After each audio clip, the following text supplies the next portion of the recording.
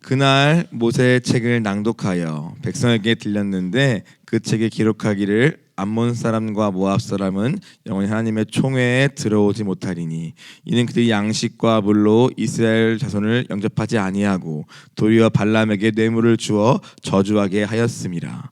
그러나 우리 하나님이 그 저주를 돌이켜 복이 되게 하셨다 하였는지라.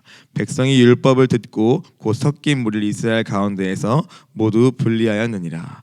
이전에 우리 하나님의 전에 방을 맡은 제사장 엘리야십이 도비아와 연락이 있었으므로 도비아를 위하여 한 큰 방을 만들었으니 그 방은 원래 소재물과 유향과 그릇과 또 레위 사람들과 노래하들과 문지기들에게 11조로 주는 곡물과 새 포도주와 기름과 또 제사장들이 주는 거제물을 두는 곳이라. 그때는 내가 예루살렘에 있지 아니하였느니라. 바벨론과 아닥사스다 32년에 내가 왕에 나아갔다가 며칠 후에 왕에게 말미를 청하고 예루살렘에 이르러서야 엘리야십이 도비아를 위하여 하나님의 뜰 안에 뜰에 방을 만든 악한 일을 안지라. 내가 심히 근심하여 도비아 세관을 그 방 밖으로 다 내어 던지고 명령하여 그 방을 정결하게 하고 하나님의 전의의 그릇과 수제물과 유향을 다시 그리로 들여 놓았느니라. 내가 또 알아본즉 레위 사람들이 이 받을 몫을 주지 아니하였으므로 그 직무를 행하는 레위 사람들과 노래자들이 각각 자기 밭으로 도망하였기로 내가 모든 민장들을 꾸짖어 이르기를 하나님이 어찌하여 버림바 되었느냐 하고 곧 레위 사람들을 불러 모아 다시 자리에 세웠더니 이에 온 유다가 곡식과 새 포도주와 기름에 11조 져다가 곡간에 드림으로 내가 제사장 셀레마와 서기관 사독과 레위 사람 부다야를 창고지기로 삼고 마따나의 손자 사쿠리 아들 하나를 버금으로 삼았나니 이들이 충직한 자로 인정됨이라. 그 직분은 형제에게 분배하는 일이었느니라. 내 하나님이여 이 일로 말미암아 나를 기억하옵소서. 내 하나님의 전과 그 모든 직무를 위하여 내가 행한 선한 일을 도말하지 마옵소서. 그때 내가 본즉 유다에서 어떤 사람이 안식일에 술틀을 밟고 곡식단을 나귀에 실어 운반하며 포도주와 포도와 무화과와 여러 가지 짐을 지고 안식 예루살렘에 들어와서 음식물을 팔기로 그날 내가 경계하였고 또 두로 사람이 예루살렘에 살며 물고기와 각양 물건을 가져다가 안식 예루살렘에서도 여성에게 팔기로 내가 유다의 모든 귀인들을 꾸짖어 그들에게 이르기를 너희가 어찌 악을 행하여 안식일을 범하느냐 너희 조상들이 이같이 행하지 아니하였느냐 그래서 우리 하나님이 이 모든 재앙을 우리와 형업에 내리신 것이 아니냐 그럼에도 불구하고 너희가 안식일을 범하여 진노가 이스라엘에게 더욱 심하게 임하도록 한도다 하고 안식일 전 예루살렘의 성문에 갈 때에 내가 성문을 닫고 안식일이 지나기 전에는 열지 말라 하고 나를 따르는 종자 몇을 성마다 세워 안식일에는 아무 짐도 들어오지 못하게 하였으므로 장사꾼들과 그냥 물건 파는 자들이 한두 번 예루살렘 성 밖에서 잠으로 내게 경계하여 이르기를 너희가 어찌하여 성 밑에서 자느냐 다시 같이 하면 내가 잡으리라 하였더니 그 후부터는 예루살렘 안식일에 그들이 다시 오지 아니하였느니라. 내가 또 레위 사람들에게 몸을 정결하게 하고 와서 성문을 지켜서 안식일을 거룩하게 하라 하였느니라. 내 하나님이여 나를 위하여 이 일을 기억하시옵고 주의 크신 은혜대로 나를 아끼시옵소서.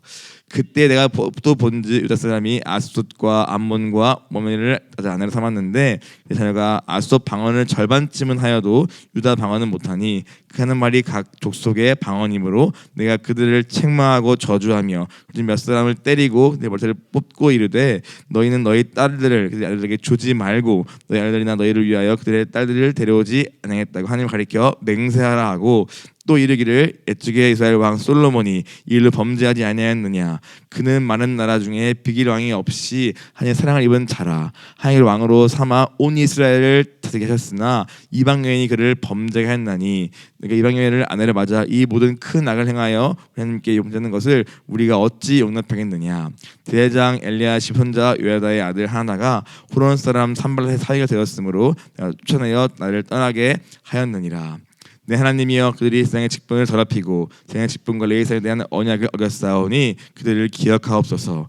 내가 이와 같이 그들에게 이방 사람을 떠나게 하여 그들을 깨끗하게 하고 제사장과 레위 사람의 자녀를 세워 각각 자기 일을 맡게 하고 또 정한 기한에 나무와 처음인 것을 드리게 하였사오니 내 하나님이여 나를 기억하사 복을 주옵소서. 아멘. 사랑하는 주님, 느헤미야의 마지막 장을 함께 오늘 이제 묵상하고 또 나눕니다. 주님, 성벽을 재건하고 또 거룩한 성회를 모이고 예루살렘이라는 성읍에 거주하기로 결단하였어도 또 우리가 날마다 그 주님 앞에 나아가지 아니하면은 금세 또 이렇게 원래의 모습으로 돌아가고만은 우리의 연약함과 우리의 그 뿌리 깊은 죄성을 또한 보게 됩니다. 그러나 주님, 오늘 이 말씀 통하여서 이 느헤미야의 계획을 통하여서 오늘 우리도 날마다 주 앞에 말씀으로 나아가지 않으면은 실패할 수 없는 자임을 깊게 닫고 오늘 주 앞에 또 결단하고 또 새롭게 되기를 소원하오니 이 예배에 주님 말씀하시고 친히 일하여 주옵소서. 주께 딱하오며 모든 말씀 우리 주 예수 그리스도 이름으로 기도하였습니다. 아멘. 오늘은 느헤미야 이제 13장 마지막 장에 해당하는 이제 오늘 본문입니다. 이 13장은 성경에 보면은 우리가 어떠한 제목이 붙어 있습니까? 바로 느헤미야의 개혁이라고 붙어 있습니다. 분명 느헤미야는 우리가 알다시피 성벽을 재건하는 그러한 역사가 우리 가장 큰 핵심과 맥락이지만, 그러나 오늘 그 성경의 끝은 또다시 실패한 자리에서 또 원래의 모습으로 돌아간 자리에서 다시 하나님이 느헤미야를 통하여 오늘 그들의 삶을 개혁하는 장을 보여주심으로써 이 느헤미야서는 끝이 나는 것을 우리가 볼 수 있습니다. 그 느헤미야의 개혁의 시작이 무엇이었습니까? 바로 13장 1절, 우리가 어제도 함께 말씀을 들었듯이 그날 모세의 책을 낭독하여 백성 들렸는데, 즉 이 개혁의 시작은 바로 하나님의 말씀으로 돌아가는 것으로 시작되게 됩니다. 느헤미야는 이전에 분명 학사 에스라를 통하여서 이 말씀을, 신명기 말씀을 선포하고 또 그 말씀 앞에 다 자복하고 우리가 주님을 멀리 떠났었구나 라고 깨닫고 울면서 통회하면서 그리고 초막절을 지키기까지 그러한 역사가 분명 있었습니다. 그러나 오늘 느헤미야의 부재와 함께 어느새 다시 예루살렘에 거주하기로 결단한 사람들도 금세 옛사람의 모습 돌아가고, 워낙 100년 이상 동안 온전한 예배 없이 온전한 신앙생활 없이 살았던 그들의 뿌리 깊은 그러한 관습과 습관과 또 이미 멀어져 버린 그들의 예배의 중심의 삶을 그들은 느헤미야의 부재와 함께 금세 놓쳐버리고 다시 원래 그들의 삶으로 쉽게 돌아가고 만 것입니다.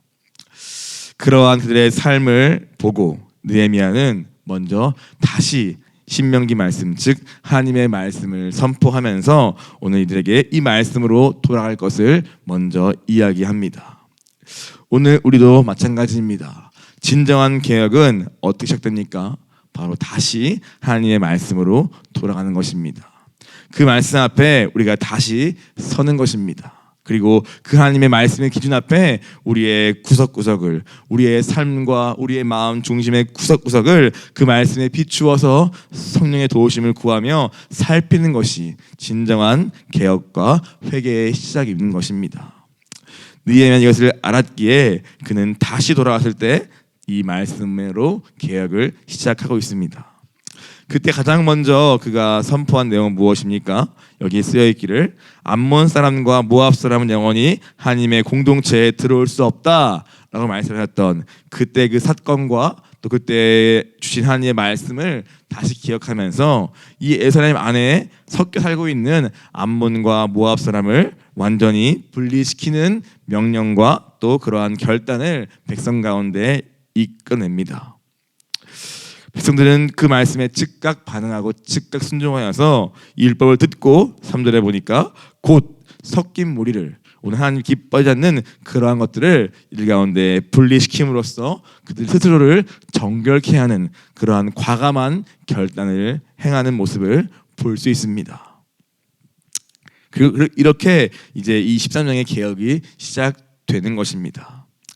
그리고 나서 13장을 쭉 보니까 총 몇 가지의 이제 일들이 느헤미야의 눈에 들어옵니까? 몇 가지의 일들을, 문제를 하나님이 느헤미야에게 보여주시고 계십니까? 먼저는 이와 같이 암몬 사람과 모압 사람이 함께 살고 있는 그 일을 먼저 말씀을 통하여 깨닫게 하시고, 두 번째 무엇입니까?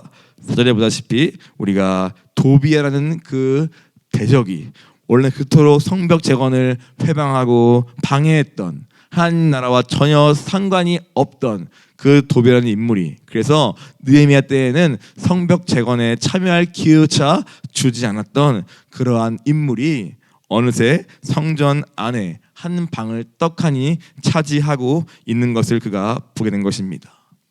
이것은 느헤미야가 없을 때 그 성전과 이 백성의 삶과 거룩을 책임져야 했던 제사장 엘리야십이 오히려 이 일의 주체가 되어가지고 도비라는 그 인물을, 그 하나님과 상관없는 그 인물을 하나님의 성전 안에, 이 공동체 안에 들여오게 된 것입니다. 이것을 발견한 느헤미야는 즉각 또한 이 도비야를 그 방에서 쫓아냅니다.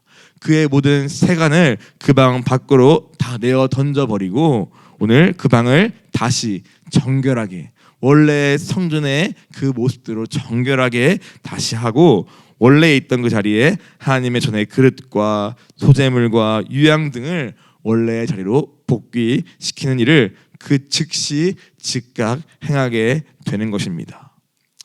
그는 이 또한 하나님의 율법이 비추어서 얼마나 악한 일들을 안 것이죠. 오늘 주님이 성전을 무엇이라 명했는가? 성전은 어떠한 곳이어야 하는가? 성전을 향한 하나님의 율법 계명은 무엇인가? 그는 그것을 알았기에 즉각 이 일이 얼마나 주님 보시기에 악한 일을 깨닫고 그 말씀에 비추어 이 도비야의 모든 세간과 그것들을 쫓아버리고 정결케 하는 일을 또한 그는 과감하게 진행을 하게 됩니다.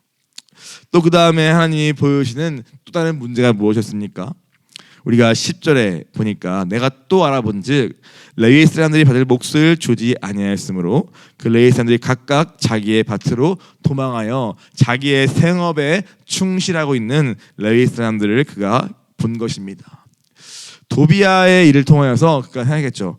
왜 하나님의 성전이 이렇게 버림받은 채로 이상한 사람에 의해서 이것이 점령되어지고 있고, 그럼 마땅히 성전을 지키고 여기를 정결케 해야 할 직무와 책임을 가진 레위 사람들 어디 갔는가 하고 살펴보니까 오늘 그 레위 사람들은 각각 자기의 원래의 기업과 밭으로 도망하여 자기의 생계를 위해 살고 있게 되었고, 오늘 노래하는 자들, 찬양하는 자들, 문지기들 다 포함해서 각각 자기의 생계가 전부가 되어버린 이 현실이 대체 어찌 되는 것인가 보다 보니까 오늘 이 레위 사람들이 마땅히 온 공동체가 함께 책임짐으로써 11조를 통하여 오늘 이들을 책임져야 할 각각의 의무를 다하지 않다 보니까, 더 나아가서 성전의 곳간이 이제는 비다 보니까 오늘 이 레위 사람들이 자기의 몫을 받지 못한 채로 생계에만 충실하게 살고 있는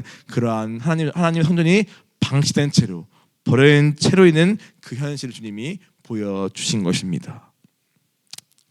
너무너무 그의 마음이 찢어졌겠죠. 그러니까 어떻게 성벽을 재건하고 어떻게 하나님의 말씀을 선포해서 어떻게 예배가 기쁨 가운데 들려서 그 기쁨 말미암아 온 백성이 막 곡물을 채우고 곳간에 채워가지고 그로 말미암아 다시 레위 사람을 불러 모으고 예배가 살아난 일을 분명히 경험하고 보았을 불구하고 오늘 몇 년 지나지 않아 다시 이와 같이 원래의 모습으로 돌아버린 이 현실 앞에서 느헤미야의 마음은 너무너무 찢어지고 가슴이 아팠을 것입니다.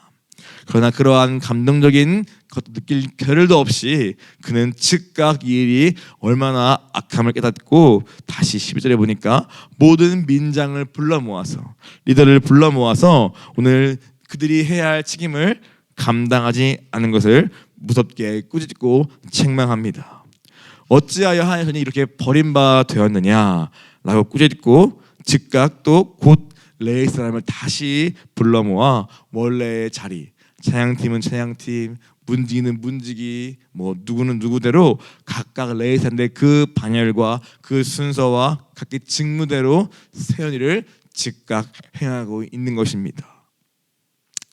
느헤미야가 과감한 결단을 가지고 하나님 나라를 위해서 결정하고 행하니까 어떻게 합니까? 12절에 보니까 이에 온 유다가 오늘 곡식과 포도주와 11조를 가지고 다시 곳간에 드리는 그러한 삶의 변화를 가져오게 됩니다. 느헤미야가 다 계산하고 한 것이 아니라 그가 주님 앞에서 받은 마음 가지고 그러니까 먼저 주님이 기뻐할 뜻을 향하여 과감히 선택하고 결단하니까 그 중심을 보고 또 감동을 받은 다른 사람들이 오늘 원래 행해야 했던 그 곳간에 다시 이 레인들을 위한 그 11조와 피너들을 채우기 시작했다고 말하고 있는 것입니다. 그리고 다시 이 느헤미야는 오늘 부다야를 창고지기로 삼고 또 삭굴의 아들을 버금으로 삼아 오늘 이 곳간을 관리하고 분배하는 일을 맡김으로써 원래의 이 성전의 기능을 서서히 회복시켜 가고 있는 것입니다. 그리고 느헤미야는 기도합니다. 내 하나님이여 이를 말미암아 나를 기억하옵소서. 내가 주의 성전과 그 모든 직무를 위하여 행한 일을 주님이 꼭 기억해 달라고 그가 매 행하는 일마다 그의 기도하는 모습을 특별히 13장에는 더 많이 우리가 보게 됩니다. 그가 얼마나 두렵고 떨림으로 일을 감당했는가. 누구를 내어 쫓고 던져버리고 다시 태어난 이 모든 개혁들이 그가 성격이 막 담대해서 한 것이 아니라 그도 이렇게 주님 앞에 기도하면서 또 두렵고 떨림 가운데 행하고 있음을 이러한 중간중간의 기도가 그의 마음 우리가 볼 수 있게 하는 것입니다. 그리고 나서 또 네 번째로 보여진 문제가 무엇입니까? 15절에 보니까 그때에 내가 또 본즉 무엇입니까? 안식일이 온전히 지켜지고 있지 않은, 더 나아가서 그 안식일에 오히려 장사꾼의 소굴이 되어버린 이 현실을 하나님이 그에게 또한 보여주시는 것입니다. 어떤 사람이 안식일에 술틀을 밟고 곡식단을 나귀에 실어 운반하며 포도와 무화과 여러 가지 짐을 지고 안식일에 예루살렘에 들어와서 음식물을 파는 일들이 막 성행하고 있는 것입니다. 즉 이 안식일이 오히려 장사한 사람들의 어떠한 한 몫을 하는 그러한 날로 변질되어서 오늘 돈 거래가 오가고 또 오늘 이 안식일을 빌미 삼아 자기의 유익을 채우는 일들이 이 가운데 너무나 번져가고 있는 것입니다. 마치 이들이 바벨론 포로가 되기 전에 하나님이 극노했던 너희가 성전 뜰은 밟아도 오늘 성전에서 하나님을 찾지는 않는 그들의 그 위선과 그들의 그 거짓된 예배를 주님이 얼마나 안 기뻐했습니까? 그러한 과정 속에서 그들이 바벨론 포로로 잡혀갈 수밖에 없는 그 일들을 다시 반복하고 있는 이들의 영적인 상태를 오늘 느헤미야가 보게 된 것입니다. 그는 그래서 그날에 무섭게 경고를 하고 또 오늘 어떻게 합니까? 오늘 그들을 유다의 모든 귀인들을 또 불러 모아서 그들을 꾸짖습니다. 너희가 어찌하여 이 안식일을 제대로 지키지 않고 있느냐? 18절에 보니까 너희 조상들이 이같이 똑같이 행하지 아니하였느냐? 그래서 그로 인하여서 우리 조상들이 이 모든 재앙을, 이 포로의 시기와 이 끔찍하게 유린당한 그 시절을 오늘 우리와 이 성읍에 내린 것이 아니냐라고 하면서 그거를 알면서도 또다시 안식일을 범하여 하나님의 진노를 더욱 심하게 하고 있는구나라고 하면서 그 유다의 리더들을 느헤미야가 책망하고 있습니다. 그러나서 그는 또다시 과감한 결단을 합니다. 무엇입니까? 19절에 안식일 전에 이 성문이 어두워 갈 때에 성문을 걸어 잠그고 오늘 절대로 안식일 당일에는 절대 이 문을 열지 말라. 그 어떠한 짐도 이 안에 들어오지 못하게 할 것을 명하고 그 성문을 지키는 사람들을 거기에 세우게 됩니다. 그렇게 하니까 어떤 장사꾼들은 오늘 그 성문 밖에서 오늘 자는 일이 생기는 것입니다. 그래서 또다시 경고하죠. 너희가 한 번 더 하면 너희를 붙잡을 것이다. 경고하니까 그 다음부터는 아예 그들이 얼씬도 하지 않았다고 오늘 21절에 또한 쓰여 있습니다. 그러고 나서 어떻게 합니까? 오늘 20절에 보니까 레위 사람, 원래 이 성전을 지켜야 할 그 사람들을 다시 불러 모아서 너희도 역시 정결하게 너희를 단장하고 그리고 이 안식일을 다시 온전히 거룩히 드리기 위해서 너희부터 먼저 주님 앞에 정결케 할 것을, 예배를 섬기고 세우는 너희부터 먼저 하나님 앞에 준비할 것을 그는 그들에게 명령하고 있습니다. 그가 얼마나 오늘 과감한 결단을 가지고 하나님 앞에서의 각오를 가지고 이 일들을 감당하는가 우리가 볼 수 있습니다. 암몬과 모압의 일 사건, 도비아의 사건, 레위 사람들과 하나님의 전이 방치된 일들, 그리고 안식일이 온전히 안 지켜지는 일들, 이 많은 일들이 다시 반복되는 상황 속에서 그는 어떻게 합니까? 내어 쫓고 분리시키고 꾸짖고 또 다시 제자리로 복귀시키고 또 문을 걸어 잠그고 경고하고 경계하는 이러한 어떠한 동사들을 우리가 쭉 그의 문제마다 통해 보면서 그가 얼마나 엄중하게 얼마나 단호하게 그리고 지체 없이 이 하나님의 공동체를 더럽히고 무너뜨리는 이 죄의 문제를 그가 얼마나 단호하고 엄중하게 그리고 즉각 곧 지체 없이 그것들을 끊어내었는가 우리가 이 느헤미야의 14년 통해 우리가 볼 수 있습니다.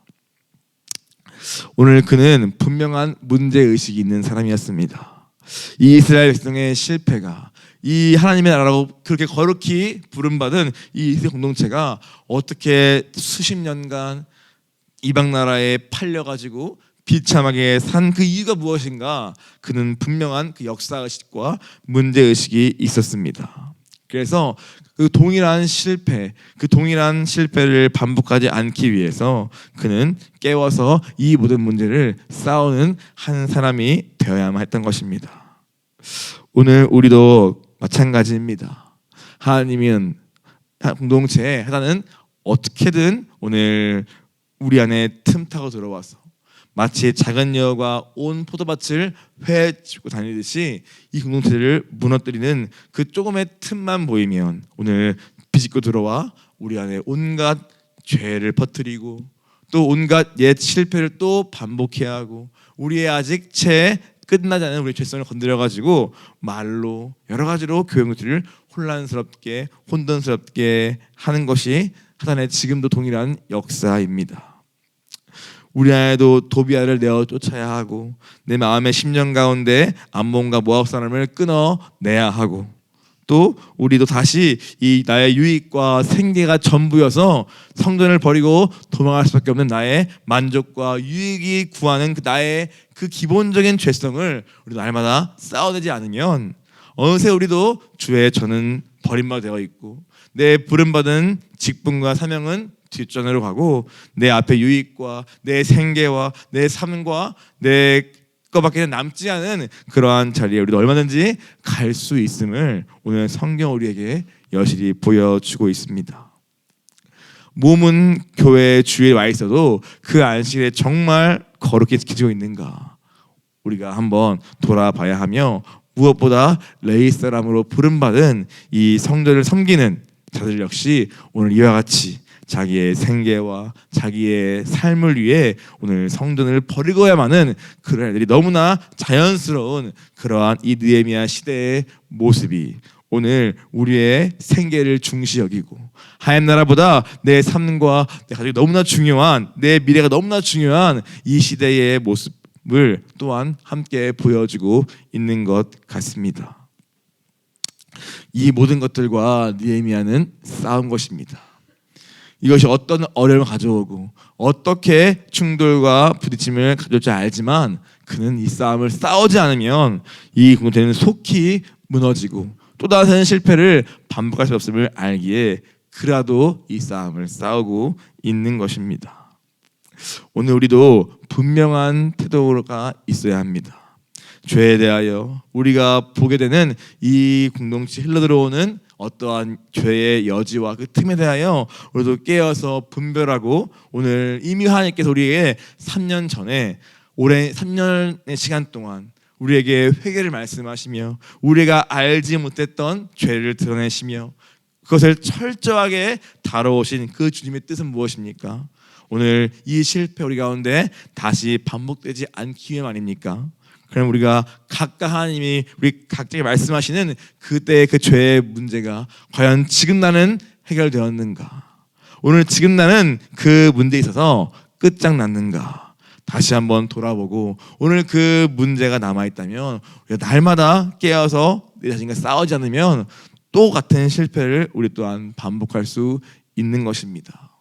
우리 한 명 한 명이 느헤미야가 되어서 내 죄의 문제와 싸우고 또 내 옆 사람 문제와 싸우는 그 영적 싸움이 없이는 절대 하얀 나라 공동체는 저절로 거룩해지는 않다는 것을 우리는 느헤미야를 통해 깨달을 수 있어야 하는 것입니다. 그리고 나서 오늘 본문을 보니까 또 한 가지의 문제가 남아 있습니다. 그것은 무엇입니까? 바로 결혼의 문제입니다. 이방 여인과의 통혼, 결혼의 문제가 이 어느새 이 예루살렘에 사는 이 이스라엘 백성 안에 공공연하게 퍼져 있는 것입니다. 거룩한 가정을 통해서 한 나라가 세워지는데 이 가정이 이미 이방 사람과의 결혼, 즉 정욕을 따라 한 결혼 때문에 오늘 완전히 무너지고 있고 비단 그 결혼한 사람뿐만 아니라 그들의 자녀까지도 오늘 무너지고 있는 그러한 모습을 느헤미야가 보게 된 것입니다. 23절에 보니까 내가 또 본즉 유다 사람이 아스돗과 암몬과 모압 여인을 아내로 맞았는데 24절에 보니까 그들의 자녀가 아스돗 방언 즉 이방 말은 절반쯤은 하여도 정작 유다 말은 하고 있지 않은 오늘 그래서 그 다음에 하는 말들이 모두가 각 족속의 방언은 말해도 정작 오늘 이 유다 방언은 할 수 없는 자리에 오늘 놓이고 있다고 말하는 것입니다. 얼마나 심각한 문제입니까? 오늘 우리는 무엇입니까?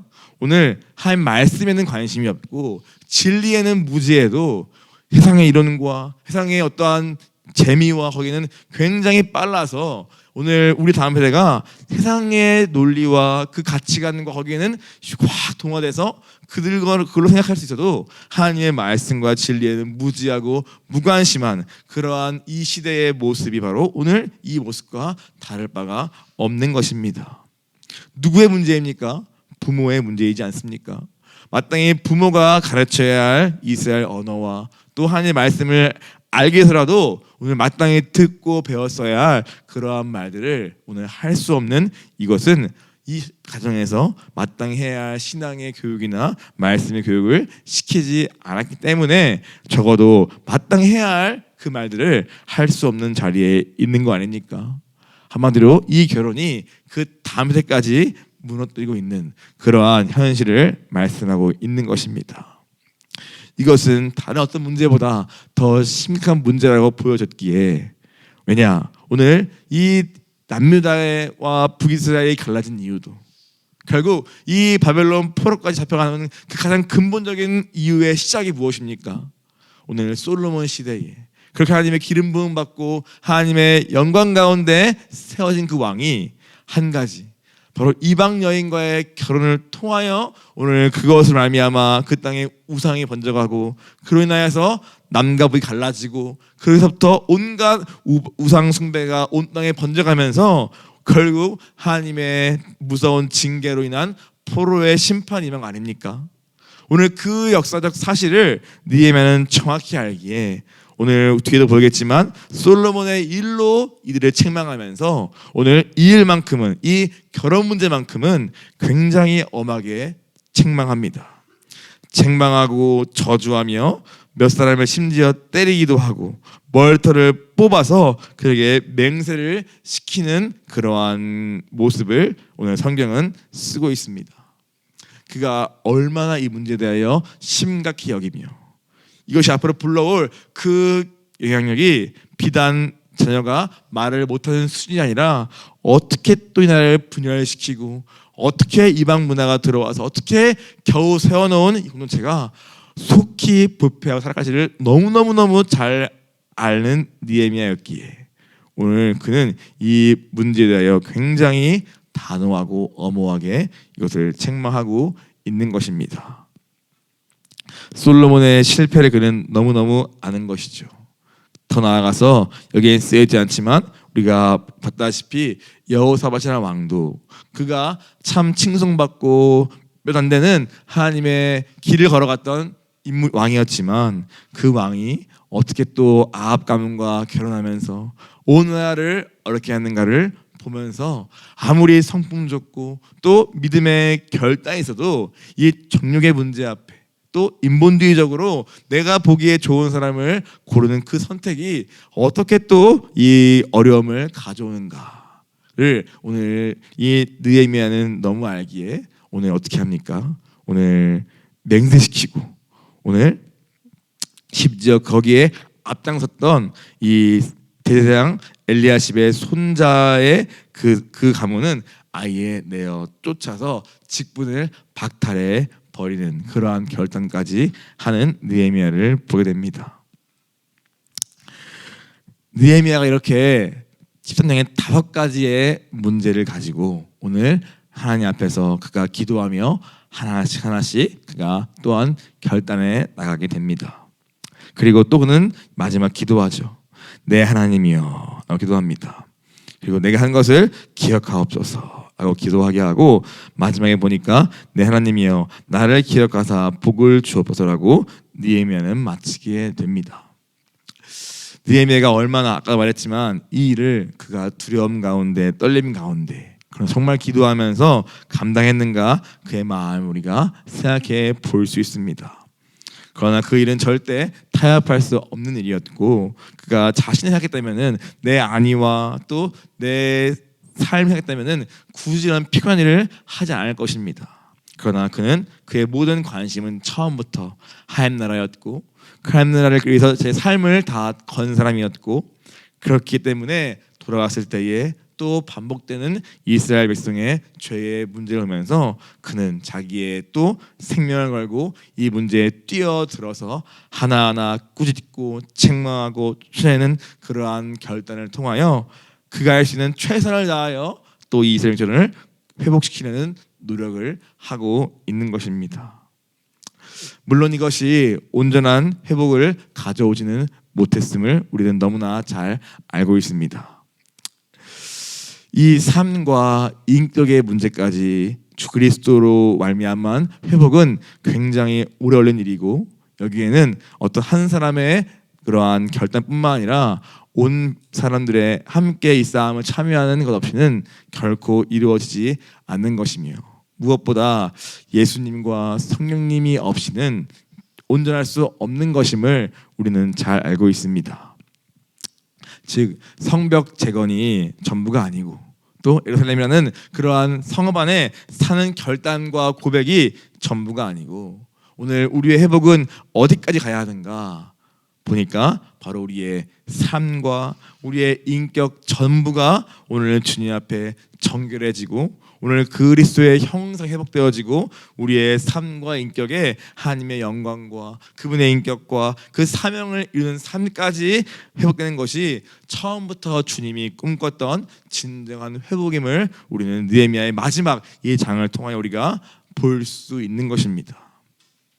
그래서 느헤미야는 잘 오다가 이 마지막에 또 다른 실패를 보여주면서 오늘 이것은 결코 온전할 수 없고 오직 예수님을 통하여 성령을 통하여 그 일이 이루어질 수 있음을 그 여지를 또한 남기고 있습니다. 그리고 또 무엇입니까? 오늘 이 제목처럼 느헤미야의 개혁 오늘 날마다 그 개혁이 우리에게 있지 않으면 우리는 어제의 은혜로 오늘을 살아가는 존재가 아님을 우리는 반드시 기억해야 합니다.